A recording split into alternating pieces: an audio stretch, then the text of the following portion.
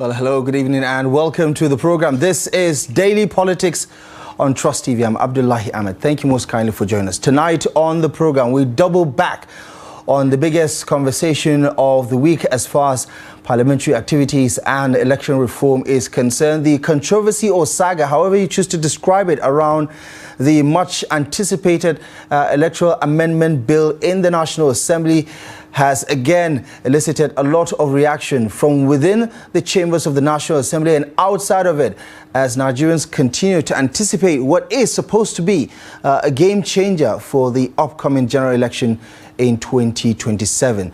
But of course, at the heart of the conversation is the transparency and the much needed improvement on the last election, which is the elements involved in making Nigerian elections more transparent, much more accountable, much freer and much more credible. And the biggest question mark is some of the terminologies that have been used to describe what the Nigerian Senate decided to go with.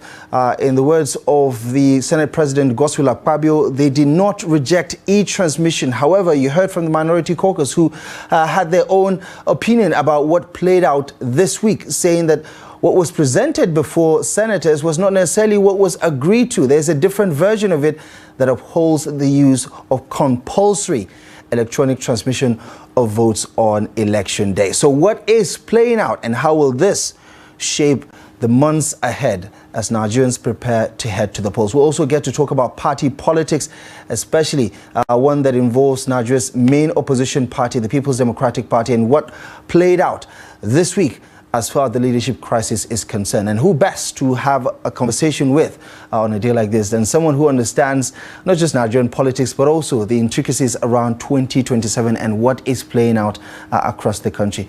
Honorable Oladimeji Fabiyi is here with us for tonight's conversation. It's good to see you again. Thank you so much for joining us. See you. Happy New Year. Happy New Year. This is the first time actually seeing you. So robust and fresh. I'll take it. Well, this week, as any other week, you can imagine, a lot of ups and downs in the polity, conversations about Nigerian elections. You heard what INEC said regarding its timeline. It needs what it needs as far as legislation is concerned so that it can put its own house in order. However, all eyes have been on the National Assembly over the past couple of weeks, because there seems to be this issue around whether the Senate or the House of Representatives are dilly-dallying, dragging their foot about what the amendments would look like as the passage is expected. First of all, your initial take on the journey so far regarding the amendment process itself and how we got to this particular point where some of the critical components that Nigerians are expecting to be a part of the amendments are becoming the bone of contention. Okay, Abdullah, thank you very much, and good evening, viewers. It's been a very bad day for Nigerians, and we can't run away from it. It's really been a bad day with the action of the Senate. I don't want to talk about the entire National Assembly because all of these things, evolved around the Senate. We're all aware that the House of Representatives have already done something on it, and they've made they've acted in line with the wishes of Nigerians. But Senate has chosen to go the other side, and Senate, to me, is gradually becoming an obstacle to our democratic governance. It was a direct assault on our democratic governance, and then it doesn't speak well for this country, where tomorrow on daily basis we try to request the democratic partners come and support us, come and do this. Where does this lead us now? So all those observer missions and all of them, they come. So having said that, it's really pathetic that we have an institution that is supposed to be a bastion of democracy, that promotes democratic tenets, principles, and ideals, going this way. That's why I see the disappointment, in Nigerians about the Senate, that everybody that thought that, okay, you will enrich our democratic governance, and they have failed in that. It's a huge disappointment. How did we get here? You recall that in the last election, 2023, after the election and the PDP candidate, Atiku Abubakar, went to court, and Mr. Peter Obi, the outcome of that was that I remember the Supreme Court, in my own layman understanding, said, we can't give you judgment because all of these things you're asking for do not have any force of law. And you also recall that in the build-up to that, the then INEC chairman came out boldly, was trying to convince even our youth to say, guys, don't worry, it's not going to be business as usual. Anything you do, you guys are in a tech age, everything is going to be transmitted. He gave all sort of promises. But those promises were broken, badly broken. So the issue of trust ensued immediately. And that's why you see Nigerians asking for this to be done. And I've expected that the Senate will be so responsible, will be so sensible enough to listen. You conducted, this same Senate conducted public hearing across the geopolitical, the electoral committee, the team, the electoral committee members. They went around the country and they came back with a report. So why are you now doing something different from what the Nigerian people that put you there asked you to do? So it's a big question the Senate must be able to answer us. I have two kids, one is responsible, one is not responsible. As of rest seems more responsible. They call them the younger version of the National Assembly, but they seem more responsible than the one in Senate. I'm not saying that we don't have good ones among them, but those good ones don't have the voice. What do you make of the minority caucus? The minority caucus, yes, that's where I'm going. I'm very happy that the minority caucus came out and made some level of clarification about it, and they extricated themselves from all these shenanigans done by Akpabio and his team. You could see something there yesterday. According to an account, I read it somewhere today. I can't, if I can, I would have even brought it out. That thing was done on the floor of the chamber when they were sitting. That amendment because somebody was talking to somebody in the villa. Is a direct insult on us. It's an assault on democracy. It's an insult on Nigerians. And the question I always ask is, what has Nigerian done to Akpabio? What has Nigerians done to all of these people, from the president, even to the judiciary, that we're being given this kind of treatment? What have we done to them? What are you accusing the Senate President or even the President of exactly regarding this conversation? What are you accusing them of? I'm surprised you're asking me this question. I'm accusing them because they are trying to be clever by half.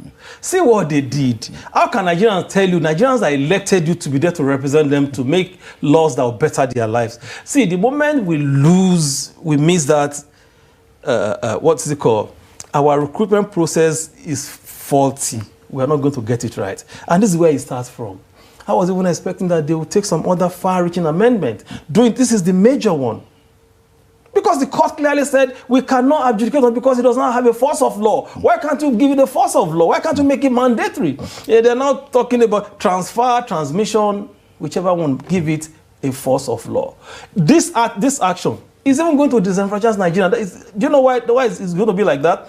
Because people would vote. You said, because I know that in advanced climes, they will give you data, statistics, that led to the decision they took. What did they do? It's just political. If you tell me it's because you can't transfer, because if you are going to Kaduna and in a section of Kaduna, the road, there won't be a network there to transmit results. If you do that, if you say that's the reason, then you are not being honest with Nigerians, because it means that you are going to what this thing is talking about, voting. People would have finished voting. People would have finished voting. But if you don't, then you can actually then send the results to wherever it's supposed to go. So if you don't do that, then you are going to no one you are disenfranchising Nigerians, because the result of their votes will not be counted. Are you saying that when the Senate President said, listen, we're maintaining the provisions as contained in Section 60 of the 2022 Electoral Act, where the discretion is on INEC to transfer results as it sees fit, it's not enough? Why is that not enough? That was where we were in the last election. And what was the gap from your point of view? The gap, how? Well, I'm just talking about what led us to this. If the trust has been built by INEC, if what INEC said was what they did, there won't be requests, there won't be all of these things. Nobody will care whether you transfer, whether it's in real time or not, because they know that we are going to do that. It will certainly come. So the thing of the seed, all of these things, the Senate and the presidency are playing games. And that game is, this is where they want to zone Nigeria.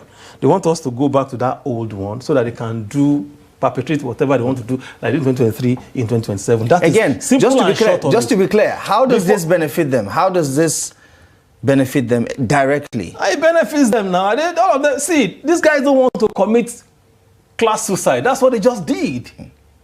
Because they know that under a free, fair election, none of these guys will return, including Mr. President. None of them. If Mr. President feels he has done so well, and Nigerians are with him, and then let him give us free, fair election. Let him do that. But for them not to do that was the reason they did what they did. And I can tell you this for free. Mr. President will not sign this bill. Even if it gets to him, he will not sign it. Go and write it. Why wouldn't he? He won't sign it. I can tell you, you will call me back and say, he's not going to sign it. Because they prefer to have that 2022 that gave them everything. We still go back to court. Was the 2022 Electoral Act, in your view, so flawed that it cannot give Nigerians... If it was not so flawed, why can't Supreme Court judge educate on it? It has flaws. Some would say, if you're talking about the Supreme Court, maybe the legal counsel of whether it's the PDP or the Labour Party, they didn't do a good job of convincing them. I mean, we've heard... We've heard from the justices about how unconvincing the arguments have been. No, the court was very clear. The court was very clear. Apart from all the other things that are there, that the burden of proof has to be on the, is it plaintiff they call them or whatever? Yeah. That is even wrong. It should be on INEC that conducted the election. That's what we're saying. Was that part of the other thing they did? Was there any? The big elephant in the room is this mandatory transmission of results from the polling unit to whatever portal they have created, so that people can see how are these things done in America. I've never seen where the chief of electoral body in America sat. I'm an American person. I do a lot with America. I've never seen where the chief of, and I've witnessed so many elections in the US. I've never seen where the chief of electoral, like our own INEC chairman, will come and say, we are declaring winner. You know what I'm talking about. You would have seen it. But they also have a flawed system. I mean, most recently, 2020, remember what Trump said about the election and how it nearly... What came out? What came out of it? Upturned. It's still a problem. President Trump... Same issue in 2016. Why? Same issue with Bush, Al Gore. Why didn't he say that when he won now? Right. Yeah, so that's the point, isn't it? Isn't the bigger problem politicians was he saying that those things were the thing that were corrected as I won? Isn't the bigger problem politicians whose narrative keep changing depending on whether they are winners or losers in an election? Our own is pathetic.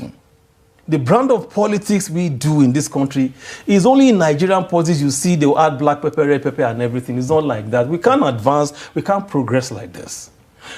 Our recruitment process, leadership recruitment is important, and this is where it starts from. Now, our electoral law only deals more with general election. It does not deal with the primary election, where the whole thing starts from. And I've expected that these guys will look at this critically and say, okay, let's see how we can give INEC power to regulate, not to really dabble into a political party, because that's where it starts from. Before anybody stands for general election, you must have gone through the party primaries and the processes. So why? Okay, for instance, that we've experienced in the past where you get the membership list, the delegate list that you get to the field. The delegate list you saw yesterday would not be what they're going to produce to run the election. Why can't they give INEC regulatory power to do that? I say, okay, party, submit your delegate list. You would have known. Maybe 90 days or 120 days before election. Nobody will be able to tamper it. That will sort it out. Okay, what kind of election primaries do you want to do, direct or indirectly? Let us know. Then submit the delegates list now. So why can't they do that? Okay, the same electoral laws talk about 1 billion ceiling for presidency, 500 million. Who is enforcing it? INEC does not have the power to audit. So all of these things are critical challenges that they would have looked into. They took all the time. 2 years, they took all the time. They prefer to go on flimsy. We have to change our national anthem. Excuse me? We have to change the color of our flag. We have to... No, I mean, this is not... We can't progress like this. If you zoom out from where Nigeria started, from the 60s down to the Fourth Republic, you don't think there's enough progress to suggest that in spite of all the gaps, we are making progress when it comes to our elections? I wouldn't say that. Really? But we're not there. We're not there yet. I mean, I agree with you on that. Yes, you wouldn't say that this is work in progress? No. We're not better than where we were in '99. Of course we were. Of course we've made some progress. I wouldn't deny that we've done. But as long as we're not there yet, we'll continue to talk about. We shouldn't say because we've made progress we don't talk again. We're talking about how we can make things better. I'm asking you if you think this is all bad. This is all for naught. Where we are without this one element of electronic transmission. Because it would have advanced us again. As look at beavers today. What is the use of beaver? I mean, it doesn't have any force of law, does it? I mean, it does with the current amendment. I mean, you can't have an election without beavers. So whatever fault, whatever problem you have with it, so court can adjudicate on it. So what stopped them from doing this one at the same time? So that we know what is next, the loophole we are going to see in the next election. Why is compulsory transmission of result a deal breaker for you? Okay, because our electoral challenge in the last 2 election cycle has been because of this manual thing. You see result sheet multi-liter, you see a lot of things. You know, this thing, technology, all over the world are advancing with technology. Why are we retrogressing? This is what National Assembly, this is what the Senate, not National Assembly, the Senate has done to us. The entire world has taken their bath, they've dressed up, they've boarded their flights, they're almost where they're going, we're still looking for water and soap to bathe. That's what the Senate has done to Nigeria. Why are they bringing us back? The whole world, Africa is progressing. Everybody producing technology to make their electoral system work. Why are we still here? Who did this to Nigeria? And no thanks to Akpabio. It's only him who knows what is hiding. It's only him who knows what is pushing him. There are 109 senators. It's only him who knows what is pushing him. You think the Senate president is the one who is deciding? The moment the head is rotting, the entire body is rotting. We have seen Senate president in this country before. We have David Mark. Go and check his record. We have Bukola Saraki. Go and check his record. We have Ayim. Go and check their record. Were they not Senate presidents? We have a lot of them. Were they not Senate presidents? So what are you telling me? What is wrong with Akpabio? He's not representing Nigeria well in this thing. Only him knows what is chasing him. Only him knows what is pushing him to be working against the collective interest of Nigerian people. Because as a Senate president, you have so much overbearing power on your followers. If you are doing good things, nobody will stray. Nobody. This is the worst class of legislature we have in the Senate. The worst class. And as far as your opinion is concerned. Yes, and posterity will not judge them right. Except the few ones among them that we know that have good intention, but they don't have the voice to do it. They don't have the way to do it. At the end of the day, it's a numbers thing, isn't it? It's put to a vote. The APC already has a majority. This is how it's going to play out, isn't it? I mean, even with regards to the harmonization, we understand that this House of Reps is going to have a second look at its own proposal, which was passed last year. Even if House of Reps oppose what they passed, he cannot go anywhere if Senate does not concur. Yeah, obviously there has to be concurrence. There's no doubt about it.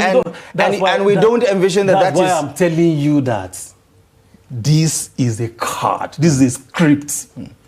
These guys never wanted to change anything from 2022 amendment bill. This is where they are zoning us. President will not sign this bill. Go and write it down today. President Bola Tinubu will not sign it. I thought you said he wanted this. Well, so why wouldn't he sign it? I said he wanted it. You said he wanted 2022 provisions to remain intact. That's exactly what I'm saying. He's going to the old one. So why wouldn't he pass it? Because if this one has not come to effect, you can't repeal that. Yeah, so that one will be in operation. Yeah, that's what I'm saying. I'm saying if the amendments are still being jettisoned, as the case may be, they will revert to the old one now. No, I get it. I get it. Especially if he doesn't sign it. But if he doesn't sign this new one. But why wouldn't he though? He's not going to sign it now. It's a card, it's a script. He prefers that one that that can easily manipulate the entire process. Yeah, but this one will not manipulate any system, any process. According to your argument, as things stand right now, especially with regards to electronic transmission of results, which is not compulsory, because the Senate says, listen, we're going to stick with the provisions that were in 2022 Electoral Act, which is that INEC still gets to decide how it wants to transmit the election result. And if it wants, it can use electronic means. If it wants, it can Nigerians don't want what you are talking about. The point is, if at all, this is, according to your argument, this is what the Senate President wants because this is what the President wants, right? If they are having it their way, why wouldn't they sign it? Because there are other elements to it, don't forget. The spending cap has been increased. Election notification has also been decreased from 360 to 180. There's more to this than just electronic transmission. Abdullahi, electronic transmission is the biggest elephant in the room. The moment you don't get that, forget every other thing crumbles. Because that is the crux of the matter. Why don't you want the result to be transmitted from the polling unit to the IREF or whatever you do? Why is it difficult? Technology has made this thing so easy. And where it does not work, you use manual. What percentage of technology deployment do we need that we couldn't get that will now make us go to manual? How can you do manual 80% and technology 20% in this world, in this modern time? That's the question. As you know. See, these guys is a script. They prefer 2022 because it gives them a lot of latitude and leverage to achieve their inordinate whatever they want to do. This one will not help them, especially if that clause is there. Then, if you know there are other things, why can't you put this one too? If you are so sure of what you are saying, if you are so sure of what you are doing, I want to beg Mr. President to please, for the sake of Nigerians, no matter how long he stays in that office, he's going to leave the place one day. Akpabio will leave the place one day. All these people in the Senate that are doing this will leave that place one day. They should think about it. Nigerians don't deserve this. We have suffered enough. If this is the only thing Mr. President can achieve, let him achieve it and write his name in gold. You have not given us good security. Okay, fine. We understand. You have not given us the best of economy. We are forgiving you. There are so many things that the lapses in the government. Okay, fine. But give us this one. Because it will change every other thing for us in this country. It will change every other thing. It's what we're saying. And as far as the politics of the conversation is concerned, I mean, clearly the opposition doesn't have the numbers. Not in the Senate, not in the House of Representatives. That is it. So the majority will have their way. That's the point. That's the point. All this story about glitches. This APC government should be ashamed that with the majority they have in both houses, they couldn't effect this for us, for Nigerians. They should be ashamed. APC leadership should be ashamed that upon all the issue of glitches that came up and all that in 20, and they could not fix this thing now. They could not fix it. They should be ashamed, and they have the majority. But if it was to borrow money to kill Nigerians, the pass is very fast. But this one that will help the country, that will help the people of this country, that will give them future, they can't use the power of their majority to do that. And they want us to be looking at them. I'm calling on Nigerians, especially the youth. Your future is being tampered with. Rise up. I'm not saying you go and carry gun. Fight for your rights. Constitution give you certain rights. Fight for your rights. Fight for your future. You don't need to carry machetes. You don't need to kill somebody. You don't need to attack anybody. But fight for your rights as enshrined in the Constitution of the Federal Republic of Nigeria. So in the last 20 these people don't care about you. They only care about themselves. I was watching the clips yesterday. How fast the Deputy Senate President quickly seconded the motion moved by Munguno that's cut all of these things. These are not people worthy to be called leaders because they don't care about anybody. They don't care about you. They don't care about your future. If you like, no problem.